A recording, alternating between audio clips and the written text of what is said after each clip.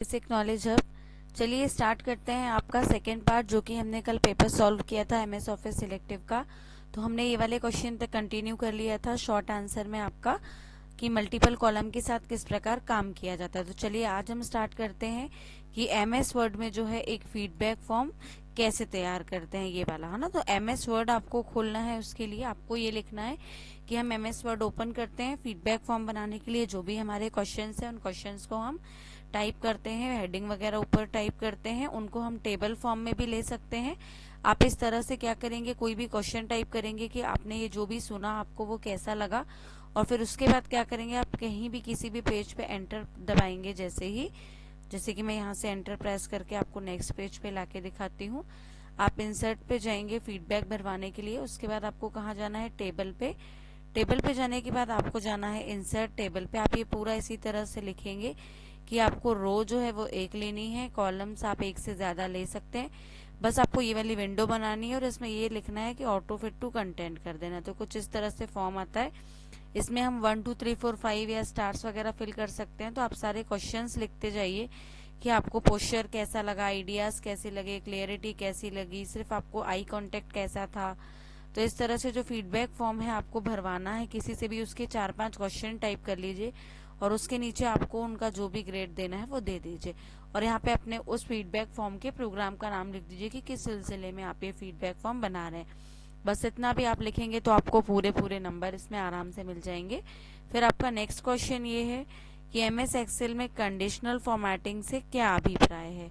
अब conditional formatting वो होती है जो हम कंडीशंस के अकॉर्डिंग देते हैं। तो जैसे कि मैं यहाँ पे आपको ओपन करके दिखाती हूँ एक्सेल।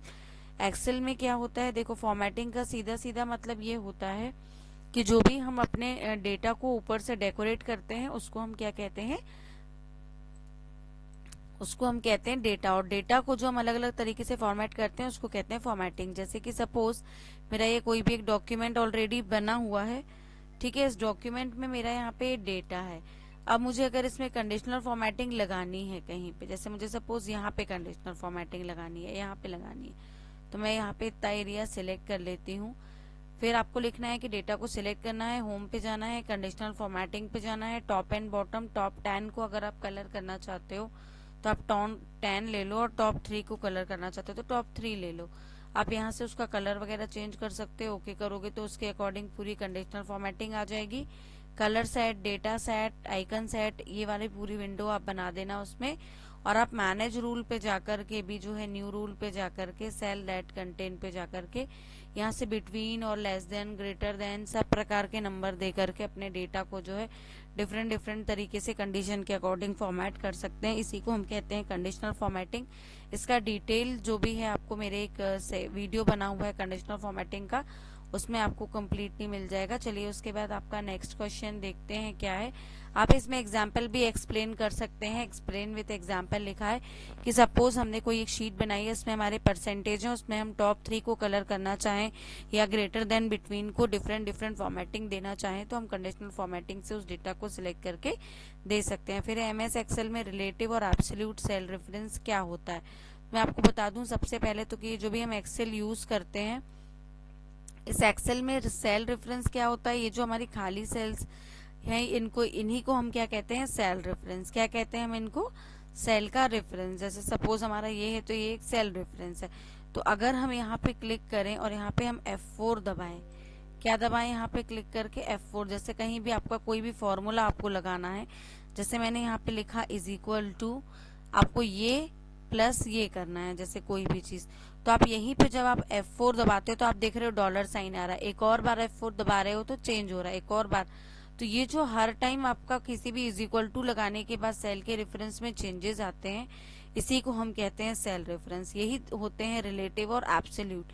रिलेटिव सेल रेफरेंस वो होता है जो रिलेट करता है चीजों को, ठीक है। जैसे जैसे यहाँ पे वैल्यू चेंज होगी तो यहाँ पे पूरे में चेंज हो जाएगी, कोई भी चीज लॉक नहीं होगी। और अगर हम कंटिन्यू F4 प्रेस करेंगे तो हमारे जो है सेल रेफरेंस चेंज होते जाते हैं। तो यही है हमारा सेल रेफरेंस। अगर आप इसको लिखेंगे तो किस तरह से लिखेंगे कि there are 2 types of cell reference, relative, absolute. Actually 3 type होता है, तीसरा मिक्स्ड भी होता है, ठीक है। तो रिलेटिव सेल रेफरेंस की बात करें तो ये चेंज होता है when formula is copied on another cell. जब हम ड्रैग करेंगे या कुछ भी करेंगे तो जो चेंज होता है, जो पूरा एकदम एक से एक ऑटोमेटिक आता है, उसको हम रिलेटिव कहते हैं।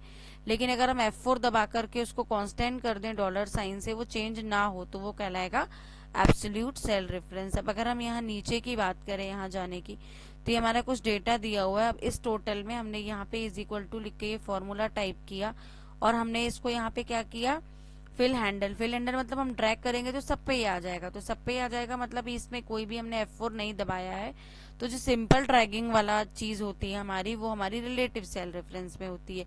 लेकिन यही चीज अगर हम इज इक्वल टू यहाँ पे F4 कर दें तो ये क्या हो जाएगा, लॉक हो जाएगा।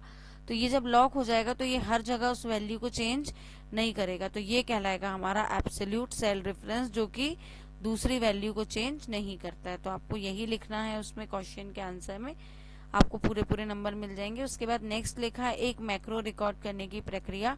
तो एक्सेल में मैक्रो क्या होता है, चलिए मैं आपको बताती हूँ। जैसे सपोज हमने कोई एक नई शीट ली, हमें व्यू टैब पे जाना होता है, आपको पूरे स्टेप लिखने हैं कि मैक्रो एक तरह की रिकॉर्डिंग प्रक्रिया है जिसमें हर बार कोई भी डेटा जो हमें बार बार जरूरत पड़ती है उसको टाइप नहीं करना पड़ता। उसको टाइप करने के लिए हम एक बार मैक्रो रिकॉर्ड कर लेते हैं तो हम हर टाइम शॉर्टकट की से उतने मैक्रो को ला करके अपने समय की बचत कर सकते हैं। व्यू पे चलते हैं, मैक्रो पे चलते हैं और रिकॉर्ड मैक्रो पे चलते हैं। रिकॉर्ड मैक्रो पे जाने के बाद आपको ये पूरा स्टेप बाय स्टेप लिखना है कि हम कहाँ कहाँ जा रहे हैं। ठीक है, सपोज मैंने इस मैक्रो का नाम जो भी है आपको HR दे दिया, आपको जो देना है आप दे दीजिए। कंट्रोल के साथ सपोज हमने यहाँ पे प्रेस कर दिया 1, तो ये हमारी शॉर्टकट की बन गई। ठीक है, शॉर्टकट की मस्ट बी ए लेटर, तो सपोज हमने कंट्रोल W दबा दिया या कंट्रोल के साथ Q दबा दिया, कोई भी एक दबा दीजिए और ओके कर दीजिए। अब समझ लीजिए आपकी मैक्रोस रिकॉर्ड होना स्टार्ट हो गई है। तो सपोज मैंने यहाँ पे जो भी डेटा है इस तरह से टाइप किया। मैं यहाँ से एक काम कर लेती हूँ, इस डेटा को कॉपी पेस्ट कर लेती हूँ।